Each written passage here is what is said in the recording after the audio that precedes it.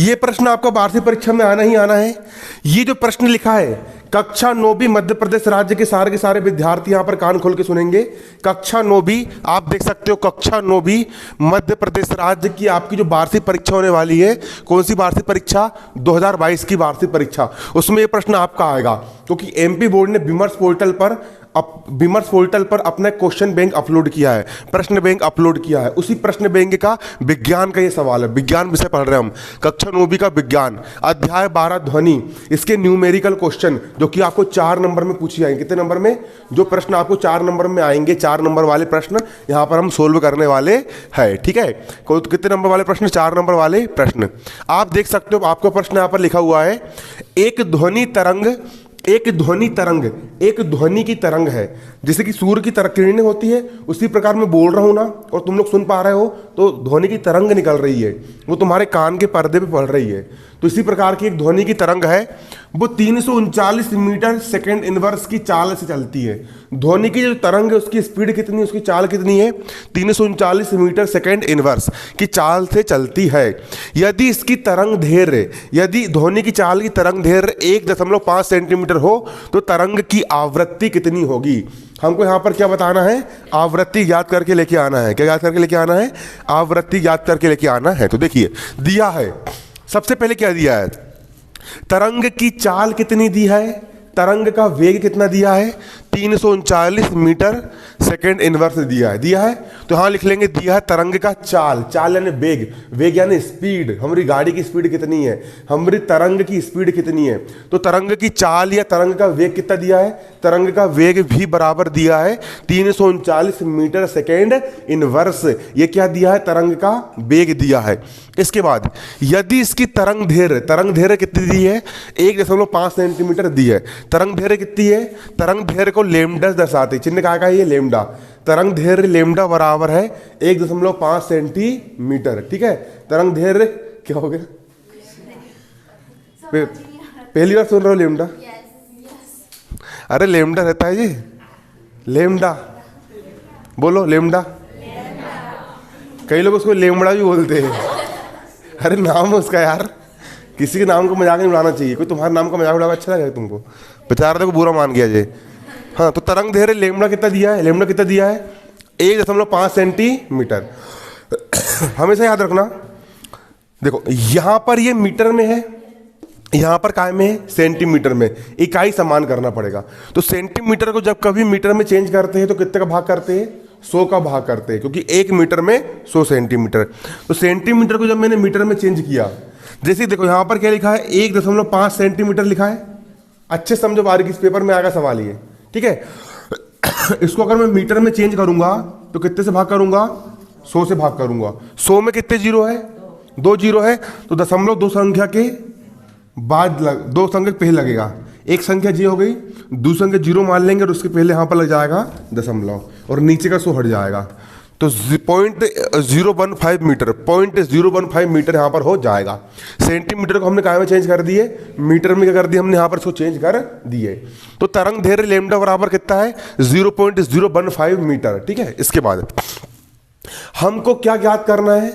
तरंग की आवृत्ति ज्ञात करना है। तरंग की आवृत्ति कितनी होगी? तो यहाँ पर हम लिखेंगे, ज्ञात करना है तरंग की आवृत्ति म्यू। ये क्या का चिन्ह होता है? म्यू। तरंग की आवृत्ति म्यू बराबर क्वेश्चन मार्क। एक सूत्र होता है, एक सूत्र क्या होता है? तरंग की आवृत्ति बराबर होता है तरंग का वेग बटे तरंग दैर्घ्य। ठीक है, तो बराबर का बराबर तरंग का वेग कितना दिया है? 339 मीटर सेकेंड इनवर्स दिया है। ये लिख देंगे हम 339 बटा का हो गया बटा। अब लेमडा भी का मान कितना दिया है? लेमडा भी का मान है 0.015 मीटर, 0.015 मीटर। इसको हल कर लेंगे तो आवृत्ति म्यू का मान निकल करके आ जाएगा। तो देखिए इसको हल कैसे करेंगे, मैं काट के दिखा रहा हूं इसको। 339 हो गया 339, और बटे में कितना है यहाँ पर? 15 है, गुणा दशमलव हटेगा तो दशमलव लग जाएगा 1। कितनी संख्या पहले दशमलव लगा है? 1 2 3 संख्या पहले क्या है? दशमलव। तो यहाँ पर 3 जीरो लगा देंगे, 1 2 3 जीरो लग जाएंगे। अब काट देंगे इसको, काट देंगे इसको। ठीक है, काटेंगे कैसे? 15 से काट देते। ठीक है, 339 से कम कितना हो जाएगा? 339 से कम कितना जाएगा? 339, 3 जीरो हो जाएंगे, 1 2 3 जीरो, और बटे में यहाँ पर कितना है 15, काट दो, 15 कम 15, 15 दूनी 30, बचा कितना 3, 15 दूनी 30, कितना बचा 9, 9 पे 0 90, 15 छिक्के कितना होता है 90, 15 शून्यम शून्य, 15 शून्यम शून्य, काटने पर कितना आ गया 22,600, 22,600 हर्ट्ज है ना, हर्ट्ज आवृत्ति का मात्रक होता है हर्ट्ज, ठीक है। तो अतः तरंग की आवृत्ति कितनी होगी 22,600 हर्ट्ज होगी, और जिस तरंग की आवृत्ति 20,000 हर्ट्ज से ऊपर होती है वो श्रव्य तरंगे नहीं होती है, इसको आप सुन नहीं पाओगे, ठीक है। ये श्रव्य तरंगे होती है क्या, नहीं होती है, अतः ये तरंगे श्रव्य तरंगे नहीं होगी, श्रव्य तरंगे ये नहीं होगी। बनेगा नहीं बनेगा सवाल, बन जाएगा, उतार ली कॉपी में। चलो देखिए यहां पर हमारा अगला सवाल है इसी अध्याय का।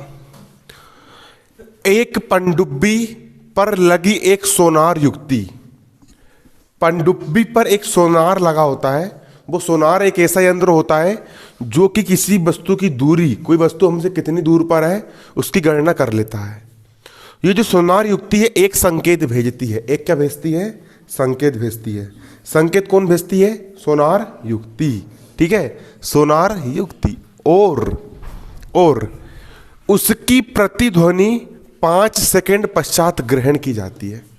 इसका मतलब ये है कि मैंने यहाँ से मतलब कि सोनार ने यहाँ से कुछ ध्वनि भेजा, ठीक है, और ध्वनि को यहाँ से लेकर के उस वस्तु तक पहुँचने में कितना समय लगा, 5 सेकंड का समय लगा प्रतिध्वनि, ठीक है, क्योंकि ध्वनि को जाने में समय लगेगा ना, 5 सेकंड का समय लगा। सोनार ने यहाँ से संकेत भेजा और वो जो संकेत था वो वहाँ पर कितनी देर बाद पहुँचा, 5 सेकंड बाद। कितने सेकंड बाद, 5 सेकंड बाद संकेत वहाँ पर पहुँचा, ठीक है। तो संकेत को पहुँचने में कितना समय लगा, 5 सेकंड पश्चात ग्रहण करती है। यदि पनडुब्बी से वस्तु की दूरी 3,625 मीटर सेकंड हो, पनडुब्बी से वस्तु की दूरी कितनी दी है यहाँ पर, 3,625 दी है, तो ध्वनि की चाल की गणना करो। तो बताओ कि ध्वनि कितने की स्पीड से गई, ध्वनि की चाल कितनी है, ध्वनि कितनी के वेग से वहां पर पहुंची, हमको ध्वनि की चाल ज्ञात करना है। तो यहां पर हम लिखेंगे जो दिया है हमको यहां पर दिया है संकेत भेजने, सोनार से संकेत भेजने और प्रतिध्वनि ग्रहण करने, और प्रतिध्वनि ग्रहण करने मतलब वहां पर पहुंचने, प्रतिध्वनि ग्रहण करने के बीच का समय कितना दिया है, 5 सेकंड का क्या दिया है, समय दिया है। कितना समय लगा, 5 सेकंड का समय लगा 5 सेकंड का समय। अब सोनार की पनडुब्बी से दूरी कितनी दी है, अपने सोनार यंत्र हो गया, सोनार से लेके पनडुब्बी की दूरी कितनी दी है, 3,625 मीटर दी है, ठीक है।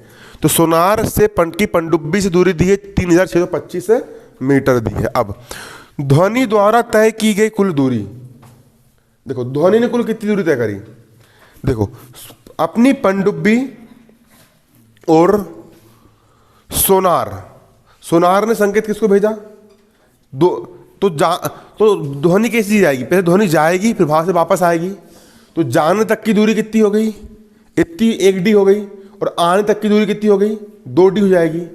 तो ध्वनि को जाने और आने में लगा कुल समय कितना हो जाएगा आपका, 2 डी हो जाएगा। अरे जाने में लगा समय डी हो गया और फिर वापस आने में समय कितना हो गया, डी। 1 डी और 1 डी कितने डी हो गए, 2 डी हो गए ना। तो ध्वनि द्वारा तय की गई कुल दूरी कितनी हो गई, 2 डी हो गई। 2 का हो गया 2, डी का मान कितना है, ये इतना लिखा है 3,625, डी का मान रख दी 3,625। 3,625 में हमने 2 का मल्टीप्लाई कर दिए, 2 पंचे 10 का 0 हासिल का 1, 2 दूनी 4 और 1 5, 6 दूनी 12 का 2 हासिल का 1, 3 दूनी 6 और 1 कितना हो गया 7, दोनों गुणा करने पर आ गया 7,250 मीटर। ये क्या निकल के आ गया, ध्वनि द्वारा तय की गई कुल दूरी। अब हम निकाल लेंगे ध्वनि का वेग। ध्वनि वेग बराबर क्या होता है, चाल बराबर दूरी बटे समय। चाल या फिर वेग निकालो, दूरी कितनी है यहाँ पर 7,250, ठीक है, और बटे वेग बराबर चाल बराबर दूरी बटे समय। समय कितना दिया यहाँ पर आपका 5 सेकेंड, समय कितना रख दोगे 5 रख दो, काट देंगे 5 1 कम 5, 7 में से 2 गए, वो 7 में से 5 गए, 2 बचेगा, 2 पे 2 22, 5 चौ 20, फिर बचा 2 पचम 25 और 5 शून्यम 0, 1450 मीटर सेकेंड इनवर्स। ये क्या निकल करके आ गया हमारा, ध्वनि का वेग या ध्वनि की चाल हमारी यहाँ पर निकल करके आ गई। बनेगा कि नहीं बनेगा सवाल? देखिए आपका यहाँ पर अगला सवाल क्या है, आपका यहाँ पर अगला सवाल है, एक मनुष्य किसी खड़ी चट्टान के पास ताली बजाता है, चट्टान पास खड़े हो गए, ताली बजा रहा है। यहां पर नहीं, कहां बजा रहा है? किसी चट्टान के पास, ठीक है। और उसकी प्रतिध्वनि, प्रतिध्वनि का मतलब होता है गूंज। अपन यहां पर बोले पारो पारो पारो पारो, ओ मेरी लैला लैला लैला, ठीक है। तो उसकी जो गूंज है, प्रतिध्वनि का मतलब क्या होता है? गूंज। प्रतिध्वनि का मतलब होता है गूंज। प्रतिध्वनि जो होती है कितने सेकंड बाद? 2 सेकंड बाद सुनाई देती है। कितने सेकंड बाद? 2 सेकंड बाद सुनाई देती है, ठीक है। तुम कहीं करके देखना, कहीं बावली आवली में जाना, कुआं के अंदर चिल्लाना, गिर गिर मत जाना अंदर, ठीक है। तो 2 सेकंड बाद सुनाई देती। कितने सेकंड बाद? 2 सेकंड पश्चात सुनाई देती है, ठीक है। यदि ध्वनि की चाल चाल चाल, इसको बोलते प्रतिध्वनि, ठीक है। यदि ध्वनि की चाल कितनी हो? 346 मीटर सेकंड इनवर्स ली जाए। ध्वनि की चाल कितनी हो? 346 मीटर प्रति सेकंड हो, तो चट्टान और मनुष्य के बीच की दूरी कितनी है? चट्टान और मनुष्य के बीच की दूरी, क्योंकि मनुष्य ने चिल्लाया लैला, आवाज गई, चट्टान से टकराई, फिर वापस लौट के आई। नहीं आया समझ में? तभी तो आवाज गूंजेगी ना, ठीक है। तो मनुष्य और चट्टान के बीच की दूरी कितनी होगी? इसको हम हल करेंगे। यहां पर लिखेंगे, दिया है ध्वनि की चाल, ध्वनि की चाल या ध्वनि का वेग भी बराबर कितना दिया है? ध्वनि की चाल या ध्वनि का वेग भी बराबर दिया है 346 मीटर सेकेंड इनवर्स। ध्वनि की चाल या ध्वनि का वेग दिया है 346 मीटर सेकेंड इनवर्स दिया है। इसके बाद प्रतिध्वनि सुनने में लिया गया समय, कितना समय लिया अपन ने? 2 सेकेंड का समय लिया। जाने और आने में कितना समय लगा? 2 सेकेंड का समय लगा, ठीक है। अब हम निकाल लेंगे ध्वनि द्वारा, हम निकालेंगे ध्वनि द्वारा चली गई दूरी। ध्वनि द्वारा चली गई दूरी, दूरी बराबर क्या होता है? सूत्र होता है दूरी बराबर चाल गुणा समय, ठीक है। सूत्र क्या होता है आपका? चाल बराबर दूरी बटे समय। वहां दूरी का मान निकालोगे तो दूरी बराबर चाल गुणा समय। चाल का मान कितना दिया? इतना दिया है, तो चाल का मान रख देंगे 346 गुणा का गुणा समय कितना दिया है? 2 सेकेंड। दोनों का मल्टीप्लाई कर दोगे तो 2 छिंग 12 का तो हासिल का 4 दूनी 8 और 9 2 तिया 6, गुणा करने पर कितना जाएगा? 692 मीटर आ गया। 692 जो मीटर है वो क्या है? ध्वनि मैंने बोला चट्टान तक गई, टकराई, फिर वापस आई, तो जाने और आने की कुल दूरी कितनी है? 692, ठीक है। लेकिन हमको सिर्फ मनुष्य और चट्टान के बीच की दूरी बताना है, तो इसमें अगर हम दो का, क्योंकि ये दूरी कौन सी है? ये जाने और आने की कुल दूरी है, लेकिन हमको सिर्फ जाने की दूरी बताना, ठीक है। तो इसमें हम 2 का भाग कर देंगे तो मनुष्य और चट्टान के बीच की दूरी निकल जाएगी। 2 सेकेंड में ध्वनि ने चट्टान और मनुष्य के बीच की 2 गुनी दूरी तय करी। अरे गई फिर आई ना, डबल दूरी तय करी, लेकिन हमको सिर्फ एक बार दूरी निकालना है। अतः चट्टान एवं मनुष्य के बीच की दूरी तो 692 में हम 2 का भाग कर देंगे तो 346 मीटर आ जाएगी। मनुष्य और चट्टान के बीच की दूरी कितनी है?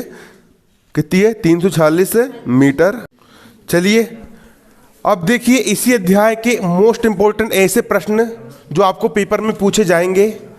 तो भले ही आपके पास, देखिए आप लोग को यहाँ पर अब क्या करना है, कापी खोल लीजिए। जो लोग यूट्यूब पर पढ़ रहे हैं वो लोग भी कापी निकाल लेंगे और आप लोग भी कापी निकाल लो।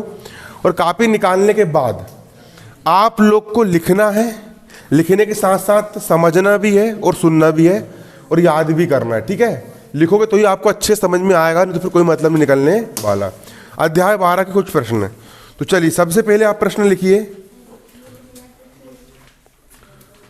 क्वेश्चन लिखिए, किसी धातु के ब्लॉक में 200 का पता लगाने के लिए, क्वेश्चन लिखो, किसी धातु के ब्लॉक में 200 का पता लगाने के लिए पराध्वनि का उपयोग कैसे किया जाता है? किसी धातु के, क्वेश्चन लिखिए, किसी धातु के ब्लॉक में कि धातु के ब्लॉक में दोषों का पता लगाने के लिए पराध्वनि का उपयोग कैसे किया जाता है। इसका लिखेंगे उत्तर। इसका क्या लिखोगे? उत्तर लिखोगे। ठीक है, पराध्वनि का उपयोग कैसे किया जाता है, इसका उत्तर लिखोगे। ठीक है, उत्तर लिखो, सबको लिखना है, जो यूट्यूब पर देख रहा है वो भी, तुम लोग को भी लिखना है। ठीक है, फिर समझाऊंगा मैं, पहले लिखेंगे फिर समझेंगे। धातु के बिलाकों में विद्यमान दरार, धातु के ब्लॉकों में विद्यमान दरार, धातु के ब्लॉकों में विद्यमान दरार, धातु के ब्लॉकों में विद्यमान दरार या छिद्र को पता करने के लिए, या छिद्र को पता करने के लिए, या छिद्र को पता करने के लिए पराध्वनि तरंगे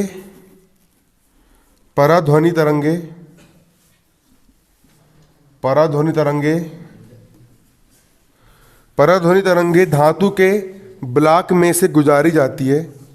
पराध्वनि तरंगे धातु के ब्लॉक में से गुजारी जाती है। पराध्वनि तरंगे धातु के ब्लॉक में से गुजारी जाती है। पराध्वनि तरंगे धातु के ब्लॉक में से गुजारी जाती है और प्रेषित तरंगों का पता लगाने के लिए, और प्रेषित तरंगों का पता लगाने के लिए, और प्रेषित तरंगों का पता लगाने के लिए संसूचकों का उपयोग किया जाता है। और प्रेषित तरंगों का पता लगाने के लिए संसूचक का उपयोग किया जाता है।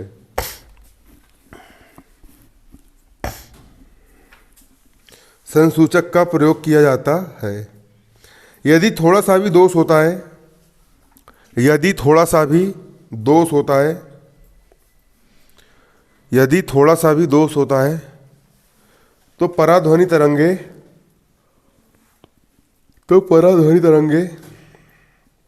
परावर्तित हो जाती है। तो पराध्वनि तरंगे परावर्तित हो जाती है, लिख लिए, परावर्तित हो जाती है। जो दोष की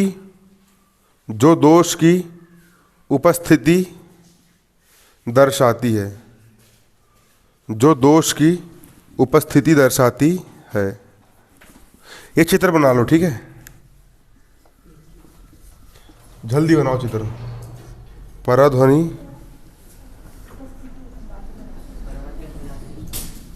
परावर्तित हो जाती है, जो दोष की उपस्थिति दर्शाती है, जो दोष की उपस्थिति दर्शाती है। चित्र बनाओ।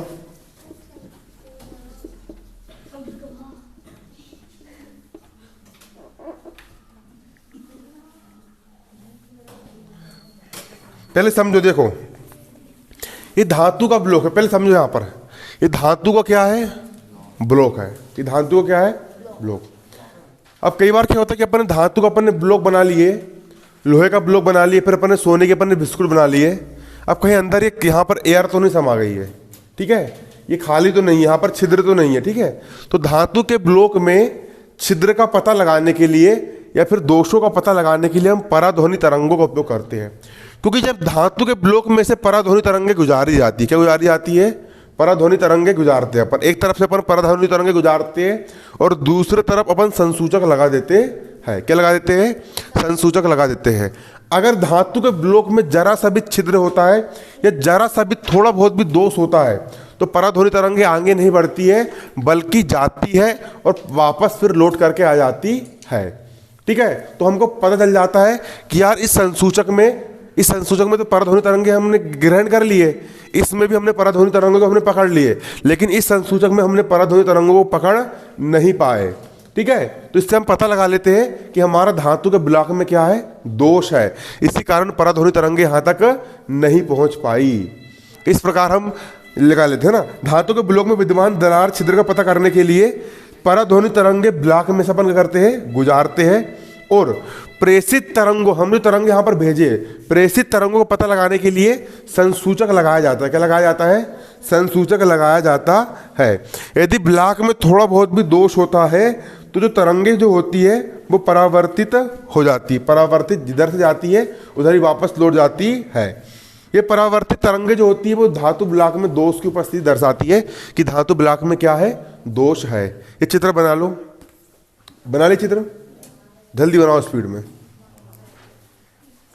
खटाखट बनाओ।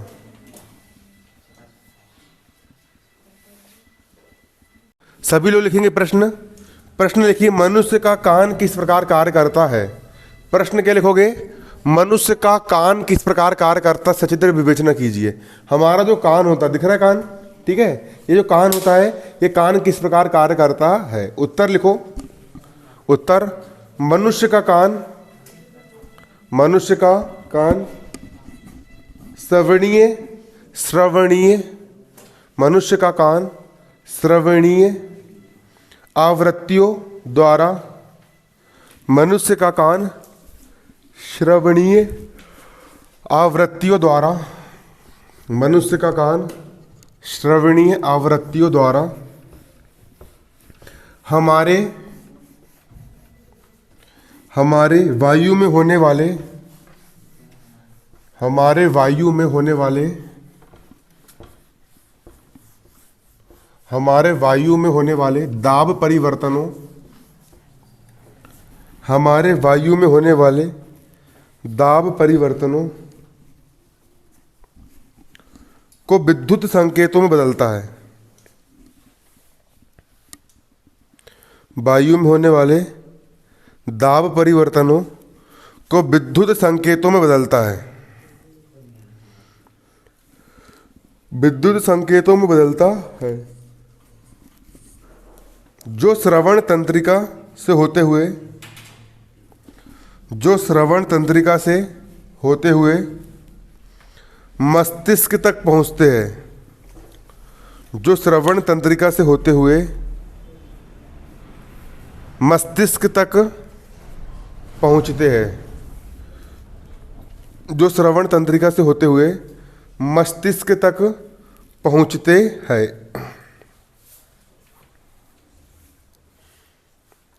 मस्तिष्क तक पहुंचते हैं, लिख लिए। मानव के कान, मानव के कान सुनने की प्रक्रिया इस प्रकार है। मानव के कान की सुनने की प्रक्रिया इस प्रकार है।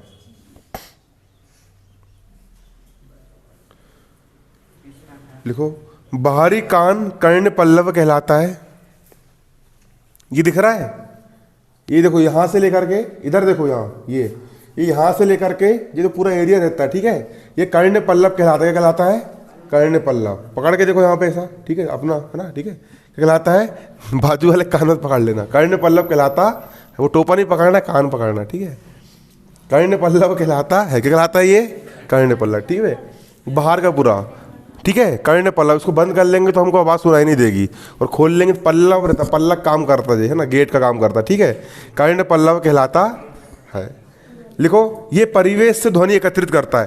तुम देखो, भगवान ने जो अपना कान बनाया, देखना, यहाँ देखना है, इधर देखो, ये देखो, ऐसा, फिर ऐसा, सुनना, ऐसा ऐसा सुरंग टाइप बनाया ना, कि देखो यहाँ से अगर कोई चींटी जाएगी तो पहले ऐसी जाएगी, फिर अंदर, सुरंग जैसी क्यों बनाया कान। ये ऐसा इसलिए बनाया गया है सुरंग टाइप, क्योंकि ध्वनि अगर इधर भी पड़े इधर ही पड़े, पूरी ध्वनि को इकट्ठा करके सुरंग के रास्ते से गुजारता है, ठीक है, मतलब ऐसा पूरा चक्री बनाते हुए लेता है वो, ठीक है, ऐसा पूरा, ठीक है। इस कारण ये ध्वनि तरंगों को इकट्ठा करता है। लिखो आगे, ये परिवेश से ध्वनि को एकत्रित करता है, ये परिवेश से ध्वनि को एकत्रित करता है, यह परिवेश से ध्वनि को एकत्रित करता है। लिखो, ठीक है, आगे लिखो। एकत्रित ध्वनि, एकत्रित ध्वनि, एकत्रित ध्वनि श्रवण नलिका से गुजरती है। एकत्रित ध्वनि श्रवण नलिका से गुजरती है। एकत्रित ध्वनि श्रवण नलिका से गुजरती है। एकत्रित ध्वनि श्रवण नलिका से गुजरती है। श्रवण नलिका के सिरे पर एक पतली झिल्ली होती है। श्रवण नलिका के सिरे पर एक पतली झिल्ली होती है।